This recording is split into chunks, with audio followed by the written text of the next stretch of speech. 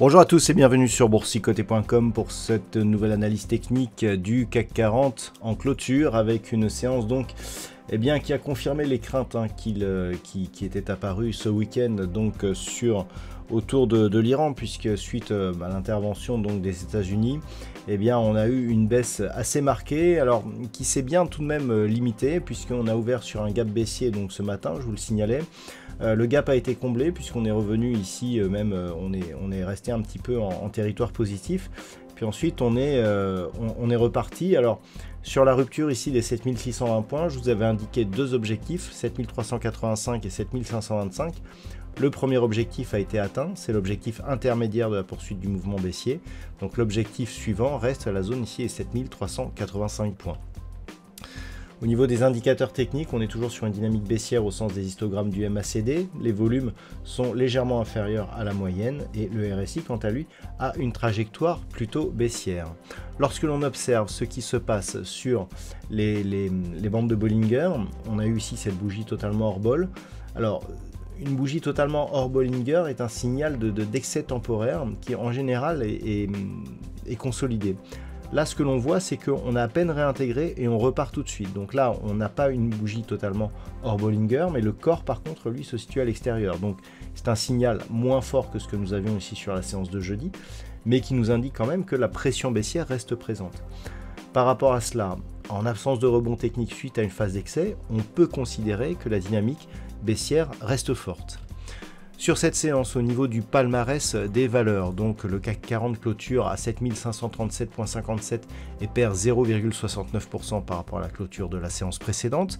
Nous avons tout de même quelques valeurs positives, Edenred qui gagne 1,16%, suivi de Téléperformance plus 1,01%, Engie et ST Micro et Bureau Veritas sont sur des hausses inférieures à 1%.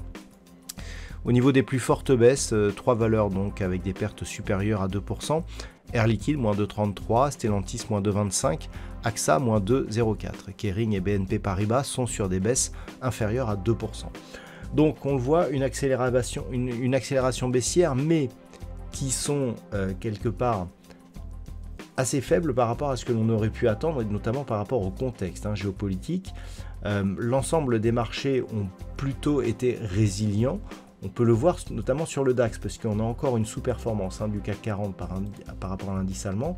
Vous voyez que par rapport à la séance-ci de vendredi, où on est revenu sous cette zone majeure pour le DAX, donc sous les 23 450, il n'y a pas eu de gap baissier, et on a vraiment marqué une petite baisse, puisqu'on a ici phase d'accélération, petit rebond donc sous la zone de support qui est devenue résistance, et on repart. Mais il n'y a pas de nouveau point bas par rapport par exemple à la séance de jeudi, alors que si on revient sur le CAC 40, nous avons là un nouveau plus bas par rapport à la séance de jeudi.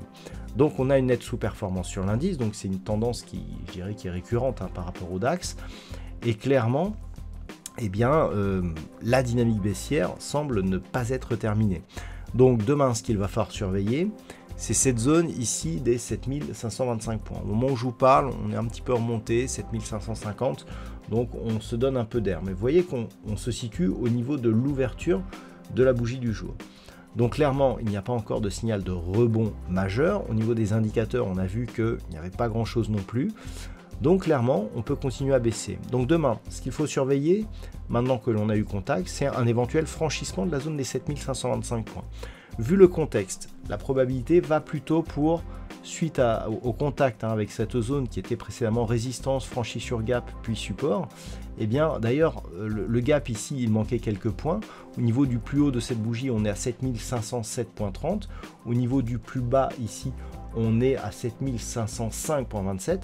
On termine de combler ce gap ici, donc qui était un gap haussier de continuité, et donc quelque part on affaiblit encore la dynamique haussière qui était toujours en cours. Donc clairement, par rapport même au retracement de Fibonacci, on voit ici qu'on est venu sur le retracement à 38,2%. C'est un niveau que je vous avais indiqué par rapport aussi au retracement au 23,6 qui avait été franchi. On savait que le premier objectif, et ici c'était le 38,2 à 7511. Et donc clairement, le fait d'avoir ici contact sur ce support, contact ici sur le retracement de Fibonacci, eh bien, nous indique que on peut éventuellement marquer un rebond. C'est-à-dire que la probabilité d'un rebond ici n'est pas négligeable. Et vous allez voir que c'est en plus confirmé par les statistiques. Donc globalement, ce que l'on peut attendre, effectivement, c'est un rebond. Ce rebond sera technique tant que on reviendra ici et que l'on restera sous la moyenne mobile 20 exponentielle. On peut même mettre une extension sur cette zone des 7725 points. Ce qui veut dire que même avec ce rebond, tant que l'on reste sous 7725, sous la moyenne mobile 20 exponentielle, on reste dans une dynamique qui reste globalement baissière. Ce n'est qu'au-delà de cette zone des 7725 points que l'on pourra commencer éventuellement à penser à un changement de tendance. Mais pour confirmer ce changement de tendance, il faudrait dépasser 7855 points. Donc pour l'instant, on en est loin.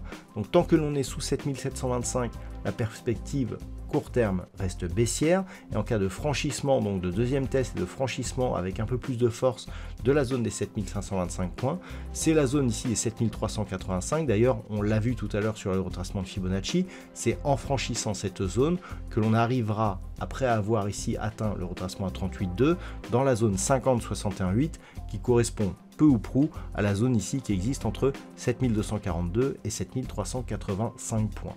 Voilà donc ce que l'on peut dire sur cette analyse technique du CAC 40 pour ce soir. D'un point de vue statistique, donc ces derniers jours nous avions des statistiques qui nous donnaient assez peu d'occurrences et donc assez peu de messages d'un point de vue directionnel. Là les choses sont en train de changer. Tout à l'heure, je vous disais que ça confirmait, je dirais que les statistiques confirmaient l'éventualité d'un rebond technique pour les prochains jours. Eh bien, sachez que on a des velléités de rebond qui sont assez moyennes pour demain et mercredi, mais qui pourraient se renforcer pour la fin de la semaine et la semaine prochaine. C'est-à-dire que là, d'un point de vue statistique, on a un nombre d'occurrences assez important et on a beaucoup plus de probabilités haussières que de probabilités baissières. Donc selon ces perspectives, on pourrait se stabiliser, voire marquer un léger rebond donc dans les prochains jours, dans les 2 prochains jours, qui pourrait s'intensifier avant la fin de la semaine. Voilà donc ce que l'on peut dire pour aujourd'hui. Je vous souhaite de passer une très bonne soirée. On se retrouve dès demain pour d'autres analyses techniques, toujours sur le site boursicoté.com.